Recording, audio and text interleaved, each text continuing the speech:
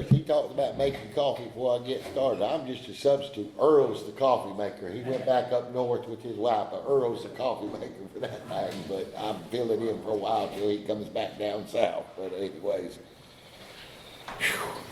thank you for inviting me here tonight.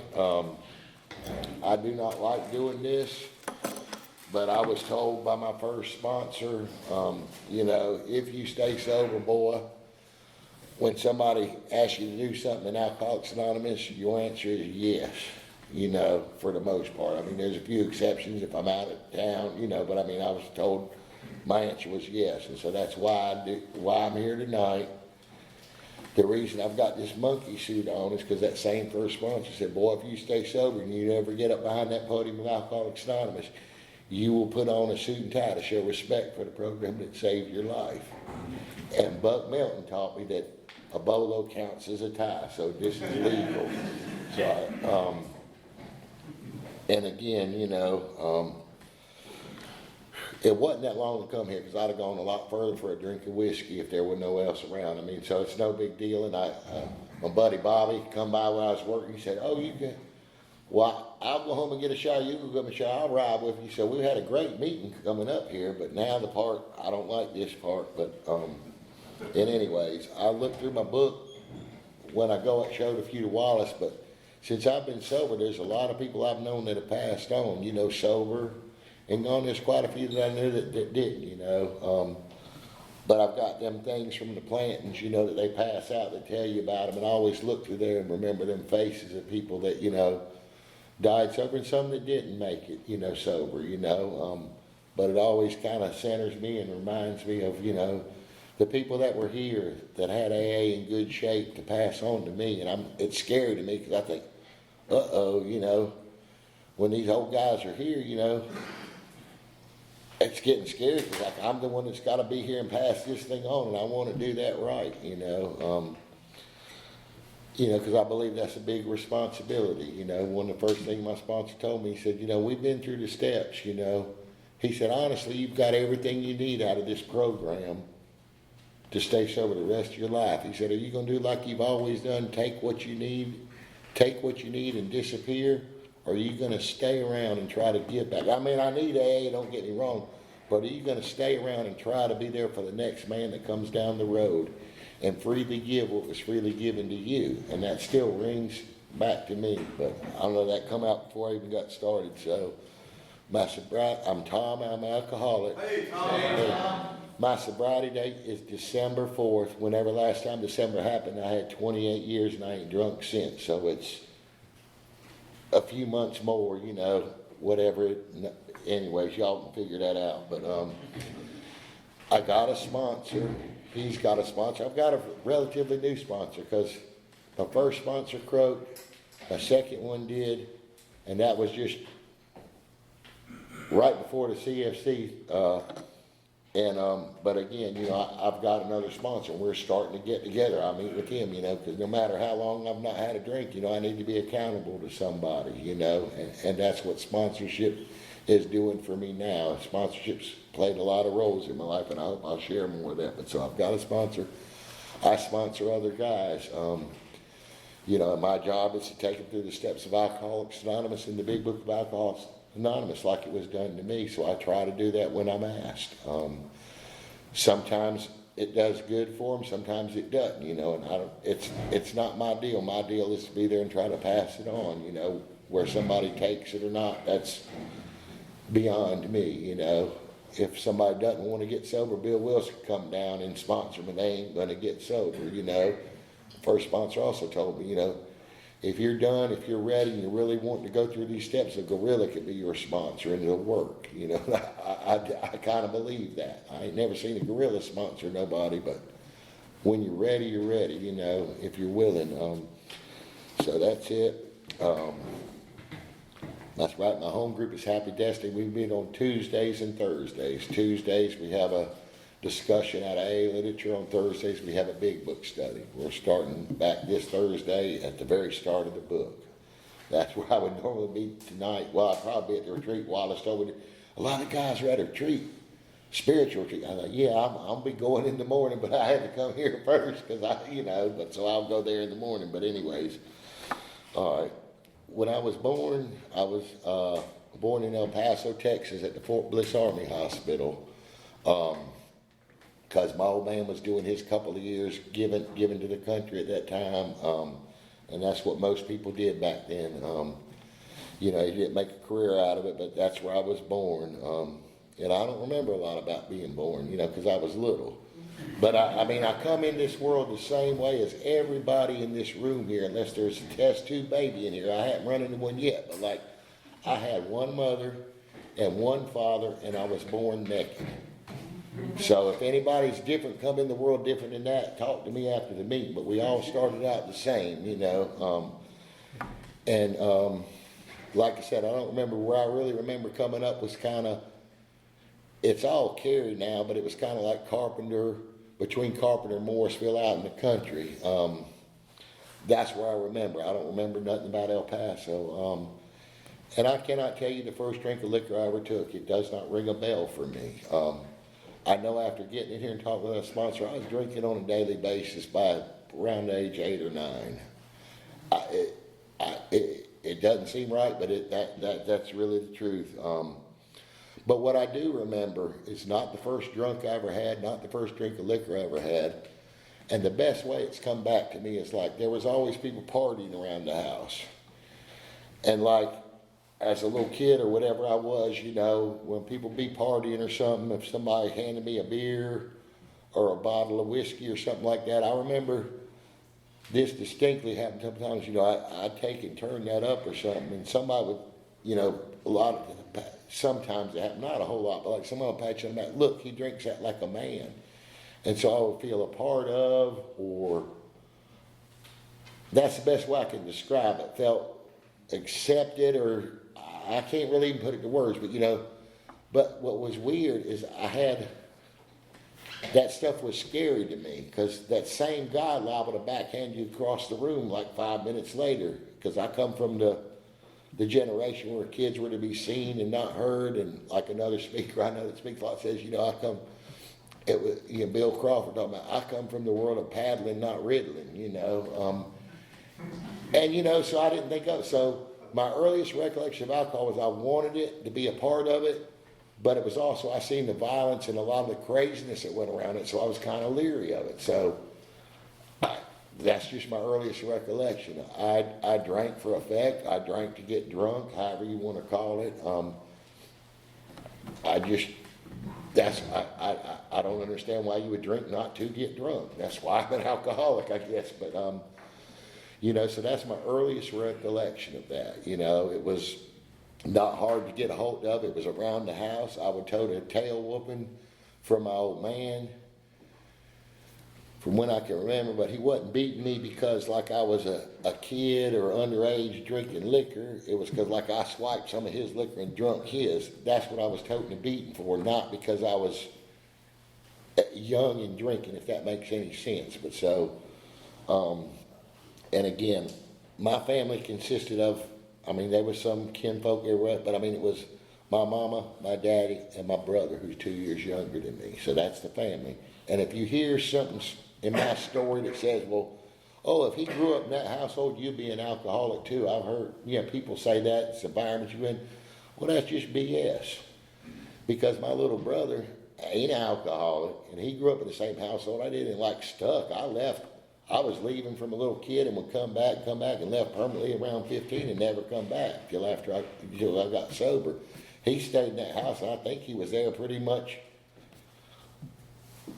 when I come back, but he grew up in the same things, seen the same things. He did not become an alcoholic. He didn't become the things I did. So it's not the environment I grew up. It's not. And I got to a point for me, there's a lot of neat stuff in the doctor's opinion, but it's it doesn't matter why I'm an alcoholic. I just am. And, the thing is, what am I going to do about it? But it took me a long time to get to the point where I wanted to do something different, Just the explanation I was bit by B when I was 3 was a good explanation why I'm an alcoholic and somebody else. I don't really care, But anyways, I guess alcohol was already ruling my life. I didn't see these things till after getting sober and looking back, going through some of these steps. But like, I think I made it to a week of 7th grade in school, couldn't read and write by that time anyway, but like they kicked me out for the rest of the year. And like the second week, the first week, I thought I was the first person in Wake County, but I found somebody else got kicked out before me, and I thought, man, that sucks. I wanted to be the first, I mean, reverse pride or whatever, but as that event happened, whatever it was, I don't remember thinking, I like booze so much that I'd rather drink alcohol than have an education. It was not like a decision I've really made at that time, but it kind of really was. Alcohol had so much control over my life that, like, the heck with school. They're telling me how to act, what to do, and I'm just not going to pay any mind to that. And it's not funny, but I remember, like, an adult or your parents are supposed to, if you get kicked out, like, they're supposed to come to the school and pick you up. And I thought it was funny at the time because I could hear the principal man or whoever it was, my mom on the phone, and finally got her on the phone. It's like, he's out for, the rest of the year. There's nothing said, nothing. You need to come pick him up. And I could hear on the phone, well, I ain't coming to pick him up. I got things to do. He does not listen to anything I say, so it's y'all's problem. Deal with it. And the law was involved in it, and they come, and basically they walked me out the steps and said, see ya. And I walked across the street, and this is 7th grade, long before you're supposed to be driving. I walked to the Piggly Wiggly, hopped in that old Vega, and drove home. I didn't have a license, but that never, I was driving to school because I got a car that was around and I would drive it, didn't have a license. I got DWIs or DUIs, whichever the first ones were, before I had a license. And it was not dramatic, but it was kind of funny. I thought, well, what you going to do? I ain't got a license, buckwheat, I mean, so I didn't pay a lot of consequences for my actions, really. I mean, I got in trouble, but being underage or whatever, or knowing whatever, I just kind of got out of it and didn't pay any consequence. That set me up to just kind of like, hey, I can get away with anything, or I can talk my way out of it, I would leave home and come home, when stuff got real bad. I mean, I'd leave and stay at a liquor house or stay at somebody's barn or stay on their couch. And sometimes it was different states. Usually it was around the area. But I could always tuck tail and come back home, And so at about 15 is the best I can remember because it's all a blur to me. I had been in a pretty bad car accident. Not bad because I ain't dead, but like totaled the car drunk. But I had my left leg in a kind of body cast that come up. So, I mean, you could walk around like this. I think you're supposed to be on crutches or something. But the one leg worked good, but it was kind of come up around your hip and stuff. So my brother could have escaped me at a fast walk or even just a walk. But I put the fear in him or something, and so he was scared. And all he was doing that day, and I know I'm 15 at this time, he said, man, you too drunk. Something bad's going to happen or whatever. He just didn't want me to drink. He took my bottle of whiskey away from me. And at 15, I can remember how that was all that mattered. And it's like, he's like, you don't need this. Just go on, lay down and pass out. I guess this car thing was traumatic to other people besides me, but I mean, I don't know. And he wound up, I just wanted my bottle, and he wound up, he got a rifle. Was like, dude, just go lay down and pass out. And I was like, you ain't got what to pull the trigger, boy. Because I knew he was weak. I seen how he was. He wasn't like the old man, the people I seen that was around the house. He cared about people. But anyways, and he shot me. But he was really scared, and it shot me in the good foot. And y'all laugh, it ain't really funny, but it is. But like, now it's like when you get in a bad accident, you kind of look back and all these things come back that happened in a split second. Well, I knew I couldn't get my whiskey then because he shot me in the good foot, and I knew because I felt it. But see, I knew he was weak and he cared. He was like, if I've hurt him, I'll run over there and see how bad he's hurt. So instead of acting like I got my foot, I grabbed my gut and act like I was hit bad. So he'd come over there and see, oh my God, what can it? And my intention, this is how I had to play. I don't know how it happened that quick, but like, as he run over there to see how bad I was hurt, I was going to reach up and grab him around his throat because all I wanted to do was finish my bottle of whiskey, and that's at 15. Now, he didn't. He went through the neighbor's house, and they called the law, and it was another jackpot or mess or whatever you want to call it. And it was back then, like, I don't know, the meat wagon showed up first, and it was a private gravel road, a few houses down there, and people didn't come down there, didn't have business. And I was waiting for that little SOB to come back, because how dare he shoot me and run off with my my darn booze.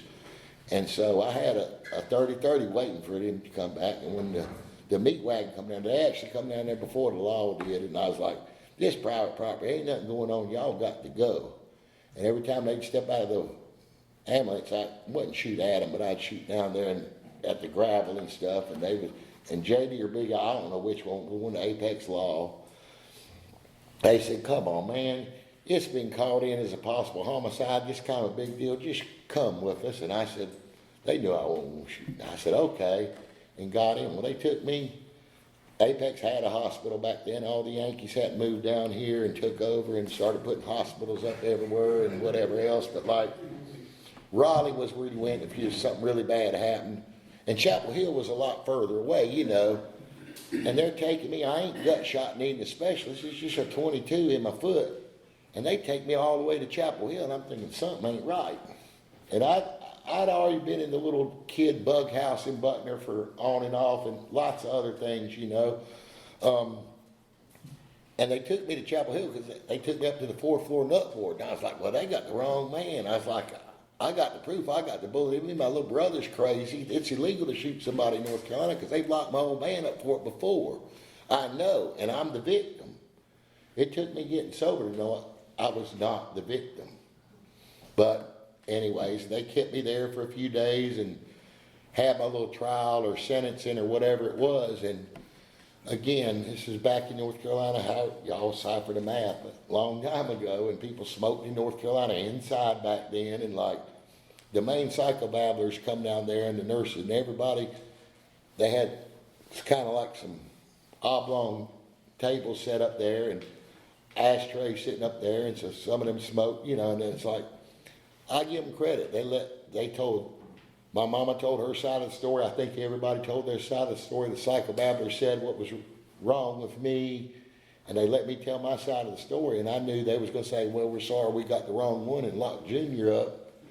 But I didn't really care as long as they let me go. And that's not what happened.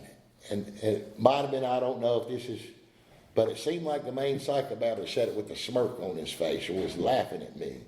He said, yeah, you get out of this and this out of this because you're underage and this and that. And I said, well, how long am I sentenced here for? You know, I want him to say, you know, you stuck here or you're going off to somewhere for 90 days or 6 months or something. And he kind of smirked when he said it. That's the way I took it. He said, boy, you ain't going nowhere. He used different words, but he said, you're in the nut system or whatever you call it.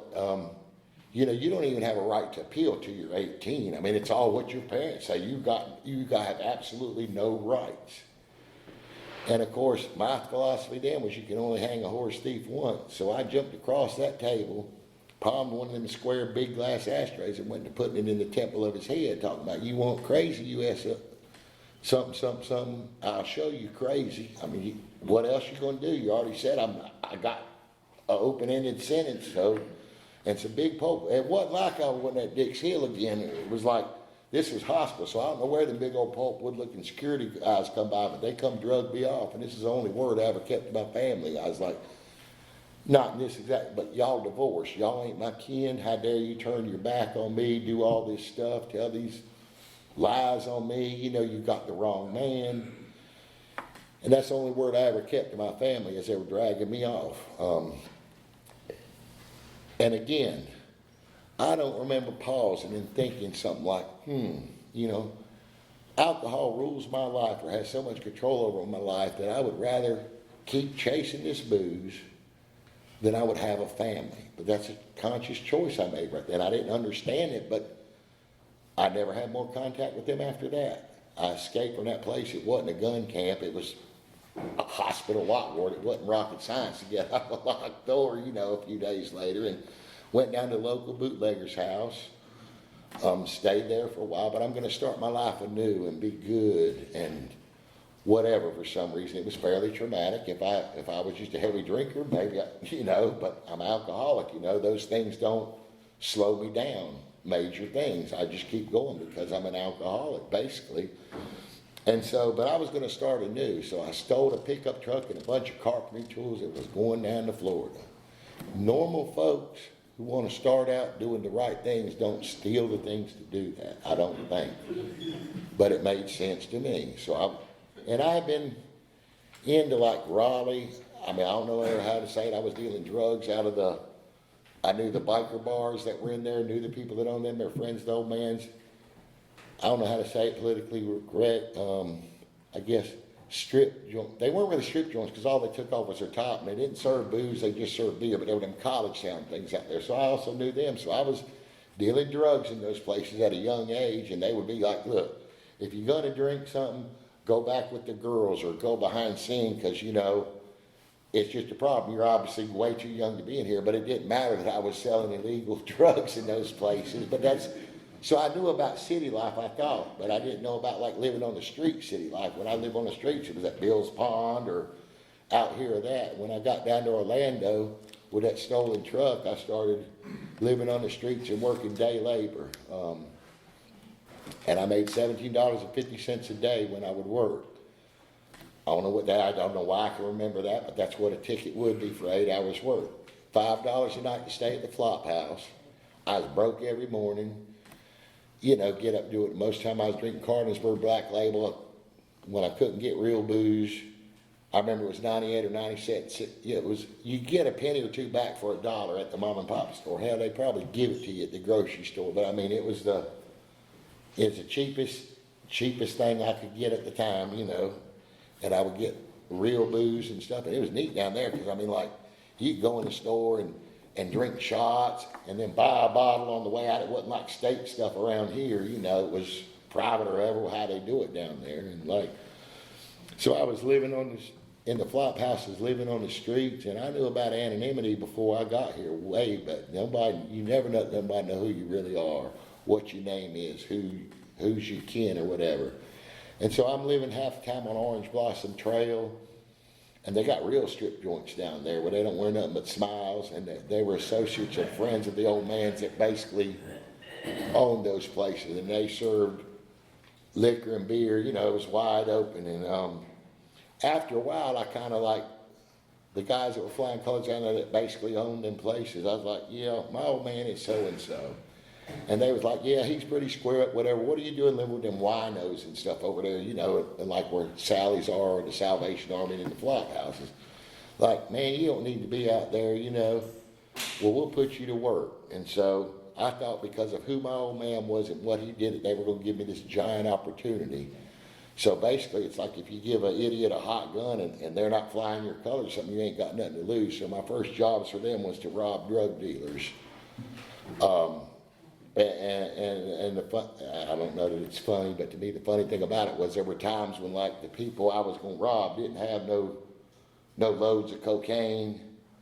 I didn't have no money, and they were going to do the same thing I was going to do to them.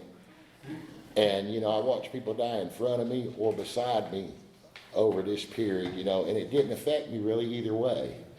It's just what I did, and I thought, and so I did this. I'm carrying drinking. These people weren't telling me, you drink too much. You're insane. This is not the way to live, And I did that. I thought I moved up in the company, I guess you could say. And basically for a lot of years, I guess I subcontracted. My main thing that I learned to be good at was if I needed to find somebody, or if Daniel said you needed to find somebody and you wanted to hire me to do that, you come say, this guy needs to disappear or this guy needs to be found. And I learned ways to do that. If I can't find him, I know where his old lady is or his mother or somebody he cares about. And I can go do something very nasty to that person, and then maybe they will find me through the thing. So, and that's what I did.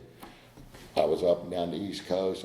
I went to prison, not but for 2 years. Never really spent a lot of time in there, didn't get institutionalized.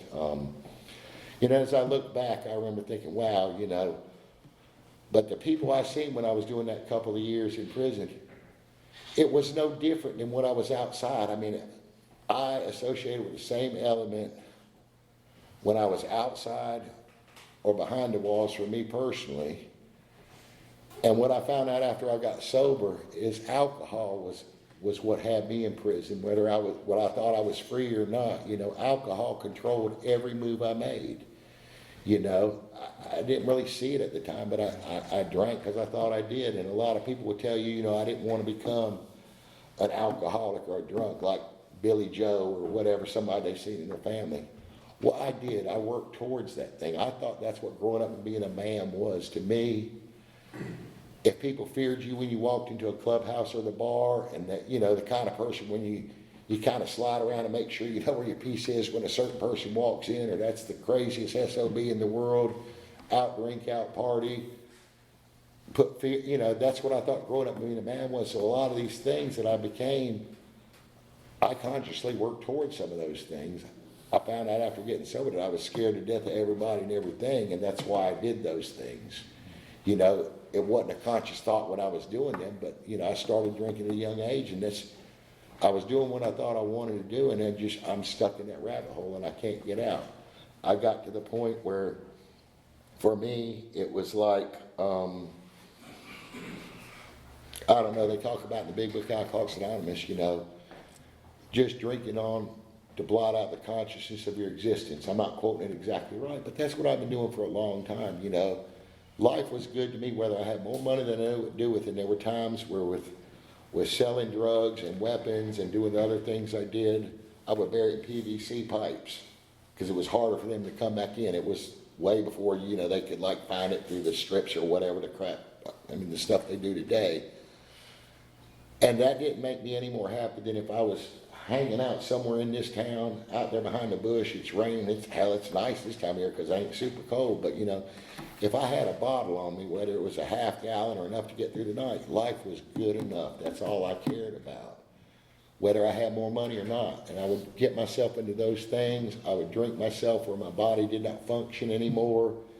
And whether it would be the law coming in, the nut house people, or your friends or something, I would hold up in a place, whether it was in the streets or in a building, and I would find a corner or something, and I just would not leave that corner. I would drink and pass out and come to, and there was no night or day.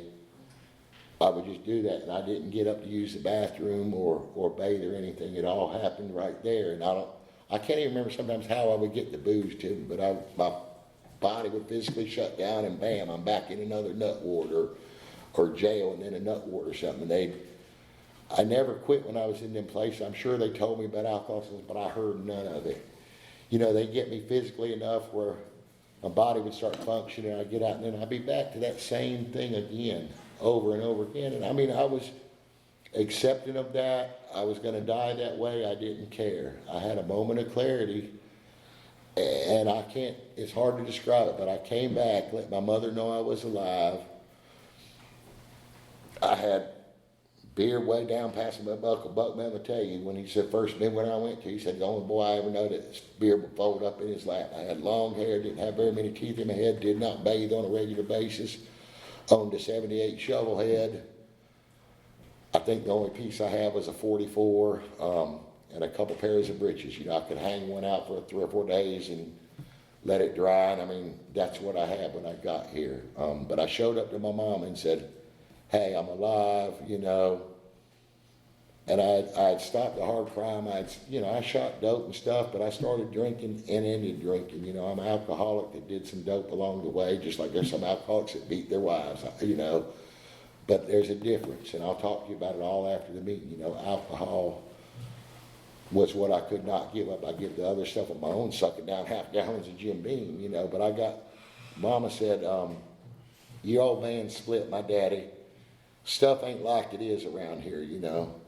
I wish you wouldn't do this and this at the house. But I mean, I showed up at Mama's or Mama's, I guess, and we played this game for a little while. She'd pretend I wasn't drunk. I'd forget, and that time before her new old man, which is a good guy, they'd stay at his house some and her house some. They'd go back and forth, and I'd get my days mixed up, and I'd be just passed out on the couch or the floor, half gallon of Jim Beam or something, and she'd come in. I wish you wouldn't do that, son. I said, well, Mama, you don't understand. I ain't doing A, B, C, D, or you ought to be happy this is all I'm doing. And when one night I just said, Mama, let's quit playing this game. I forget which night is which. I will never quit drinking. I've quit everything else. I ain't doing this and that, but this is the only thing that holds me together, Mama. You don't understand. I will not disrespect you anymore. I'm leaving. And she was scared. She thought she might not see me again for all these years or whatever. But anyways, I told her I'm going to a friend's house, and I'd actually come back and finally become a carpenter. Was doing carpentry work because I didn't want to have to rob or drink anymore. And so this was of all the crazy stuff, my moment of clarity was this happened once a week, once every 10 days. This happened every morning. I get up, drink a swallow of whiskey to go to work on the way from Durham area to Carpenter or to Holly Springs. We'd split a 12-pack, the three of us. At 10 o'clock when the road coach come by, we'd split another 12-pack. At lunch, split a 12-pack. At 3 o'clock, split another 12-pack. Then time to come home, get a 12-pack to get to the liquor store at 54, 55 highway, and I get a half gallon, which I didn't consider much at that time during the day. And I'd drink that and get up and do it in the morning. Well, the other boy that rode with me, the other guy stayed on the other side of the trailer. He was more of a civilian, had an old lady and kids, and he'd come drink a little bit, then go home and eat supper and go to bed and get up to go to work. Well, me and that other boy, between the two, they wouldn't finish their fifth a lot of times. There'd be a little bit left, and I'd polish that off as soon as he passed out or went to bed or whatever. And this happened once a week, every 10 days. He'd get pissed because I'd finish his whiskey. And I'd say, well, you idiot, if you're dumb enough to leave it out there or not drink it, it's your own effing fault. And we'd beat each other around the trailer a little bit, not trying to take nobody out. But when I quit drinking, $14.95 was a half gallon, so you're in the $7 range for a fifth. I'm arguing over $2 to $3 worth of effing whiskey. And this moment of clarity come on me and said, when he said it this last time, no fight got out, I said, the best thing you can do is shut your mouth, don't even breathe loud, I don't want to hear a word. And I said it real calm, and he never said another word, he just disappeared. And I said to myself, I'd never prayed a foxhole presses.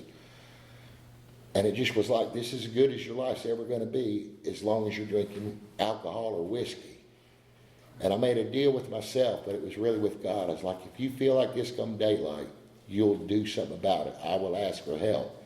And I went to old man down the road and got some corn, and I don't know, did I pass out? Did just daylight come? But it was on me. I couldn't get it away. And I reached out for help for honestly the first time in my life. I told Kitty, who I've been framing out, dude, I got to go. I couldn't tell him I'm punking out and I need help. And I went to a lady's house that lived in the neighborhood, and I showed up at her door, and I got the reaction. She went to slamming the door because I looked how I looked, and part of that was how I kept you away from me. I found out after getting sober. I said, Carol, I need help. I've got to quit drinking, and I don't know what to do. And when she realized who I was, she said, come in, son. She had just happened to be, she fetched out babies for a living, like for the state, not like the way you're supposed to. And she did it like you're supposed to. But anyway, she said, I just happened to be last weekend, was at some kind of thing where people like that get together, and something like a CPI was there. And she talked to a lady that worked at ATC and told her about that. She said, I don't know much, but I know if you want to quit drinking, I know a number we can call.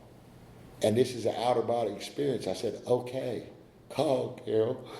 And she called, and they said, come in. And I went. And this is not me. I'm thinking I'm not going back to the bug house. And I got there, and they said, yeah, you need to be inpatient treatment, but we don't have a bed.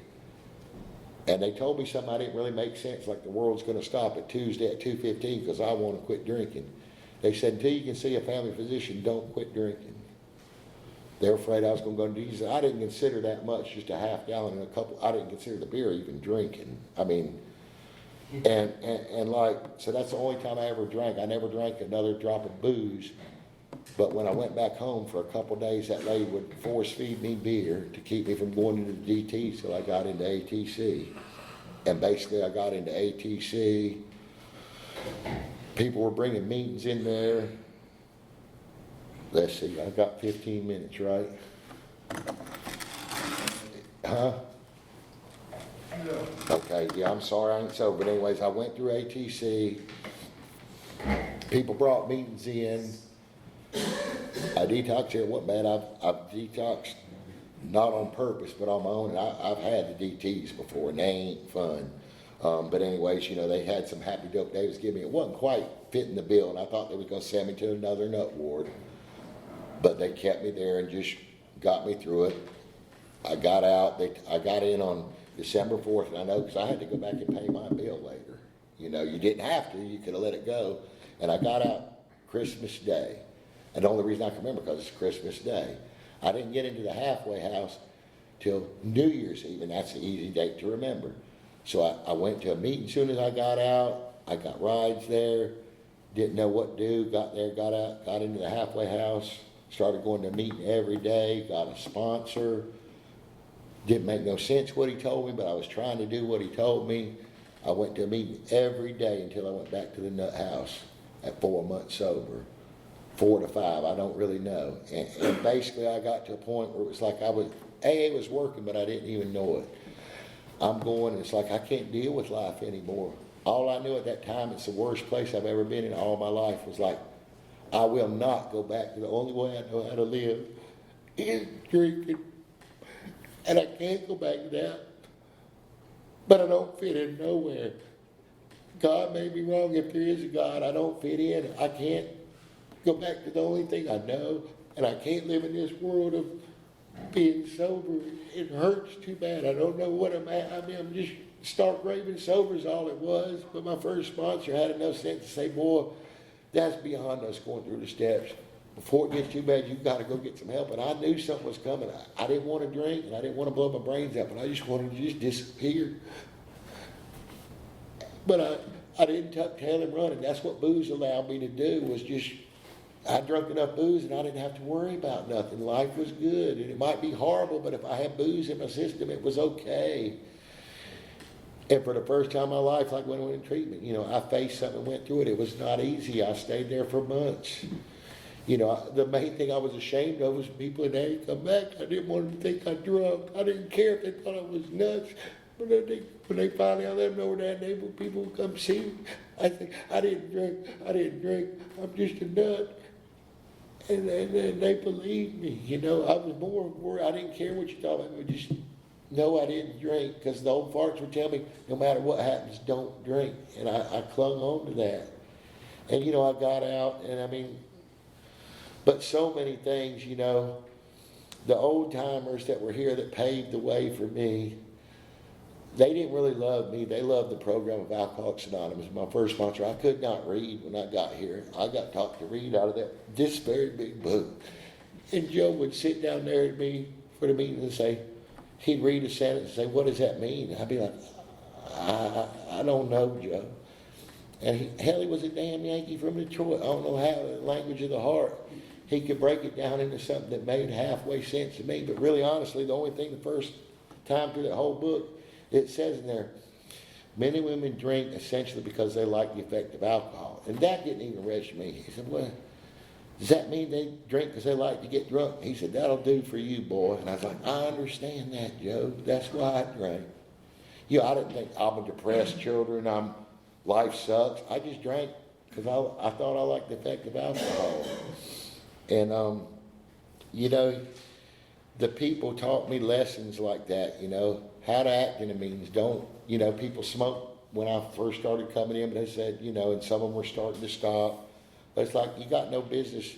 Boy, you got no sense to pee before the meeting. I don't ever want to see you get up and leave a meeting to pee or to go out and smoke. It's very disruptive, to anybody else. You sit down there till the meeting's over. I was told really I didn't have nothing to share for a while, and so to shut up. And, I eventually go to beginners meetings. I'd talk to the guys. I didn't even like to ride with y'all to meetings. I could catch a bus. I could walk. And finally, it's like, that's so fine. You catch a bus, you walk, but you ask somebody for a ride. And I was forced to do that. And again, I thought you said you was willing to go to anything. Well, I can get there. That ain't what I told you.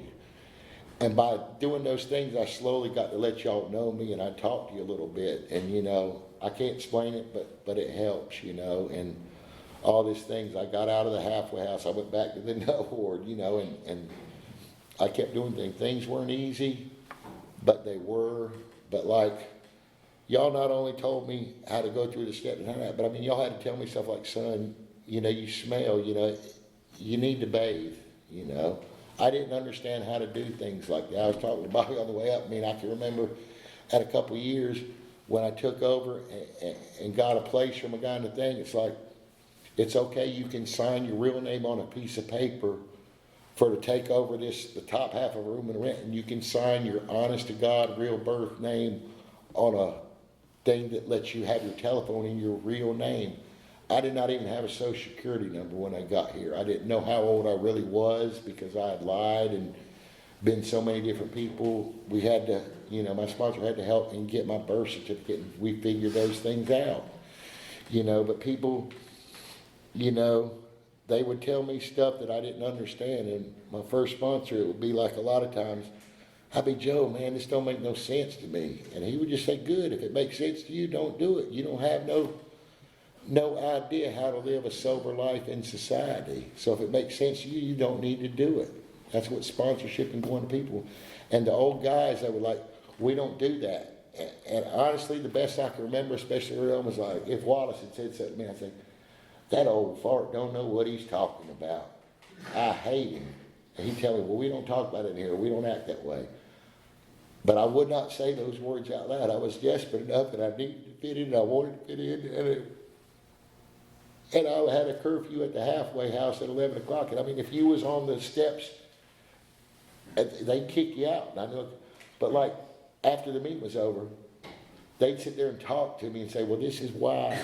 And I kind of in the back of my head, but ain't nobody going to tell me nothing like that. But I was desperate enough, I would listen and try to be receptive. But it just, you know, people took time. They might cut my legs out from under me, but they'd tell me why, and this is how you act, and this is unacceptable behavior. The first time in my life that I had that, the halfway house told me rules, and I tried to follow them to the best of my ability because I didn't think I'd have a chance if I didn't. And so much love was poured into me through y'all. And I've tried to give back. You know, I've done stuff on group level, area level. I hadn't done much on the district level. I hadn't done much on the area level. But I mean, you know, I've tried to do that stuff, whether it's carrying me behind prison. I'm personally better talking to you out in that parking lot when you guys are probably cussing me or something, or desperate. I'm sitting there talking to them and sharing my experience about, man, yeah, it sucks, but you can get through this, or this has been my experience. I've done this and it worked good for me, or it didn't, but I didn't have to take a drink over it. You know, these are the things, you know, I've not had very many miracles for me personally happen inside the hour long of an AA meeting. I've met the people there, but they've happened to me on the ride to and from, working out of the book, one-on-one, face-to-face.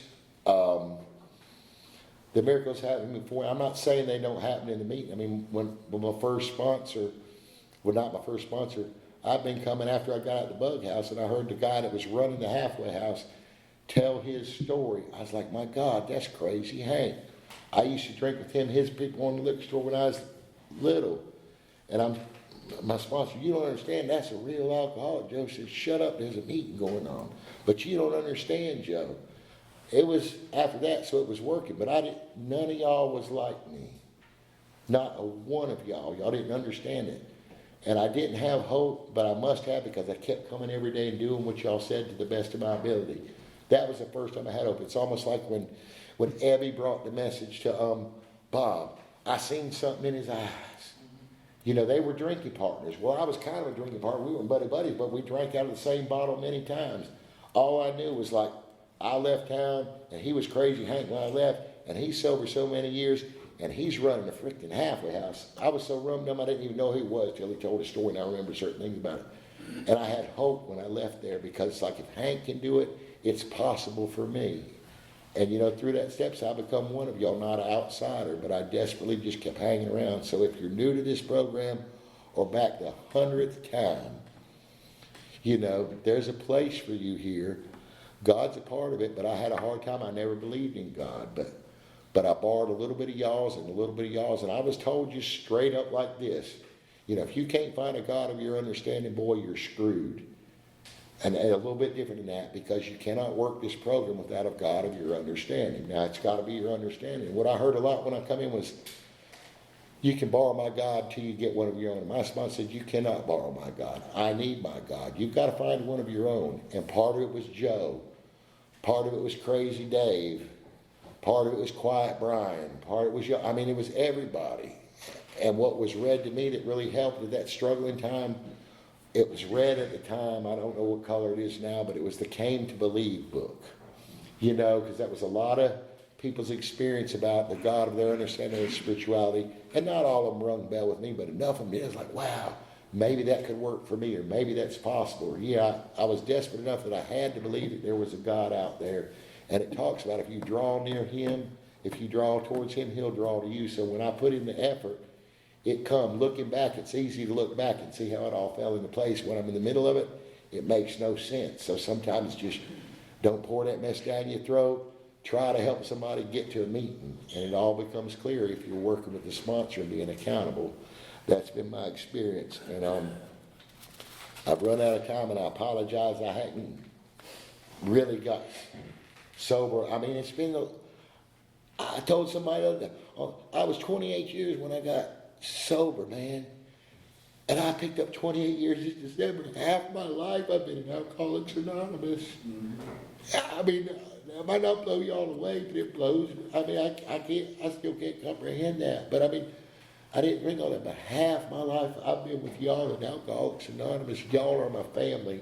I got kinfolk, and we've got back something. But my real family is in the rooms of Alcoholics Anonymous. Those are my best, truest, and people that love me and I love. But this is a poem that helped me just when I was praying and doing the prayers, but I didn't think they were working, but they were. But a guy we would have never mixed, he'd give me this poem. It's by Thomas Merton. And I'll tell you what it did for me when I got here, and I'm just going to read it. It says, Dear God, I have no idea where I'm going. I do not see the road ahead of me. I cannot know for certain where it will end, nor do I really know myself. And the fact that I think that I'm following your will does not mean that I'm actually doing so. But I believe that the desire to please you does in fact please you. And I hope that I have that desire in all that I'm doing. And I know that if I do this, you will lead me by the right road, although I may know nothing about it at the time. Therefore, I will trust you always, though I may be lost and in the shadow of death. I will not be afraid, for I know you are always there and will never leave me to face my perils alone.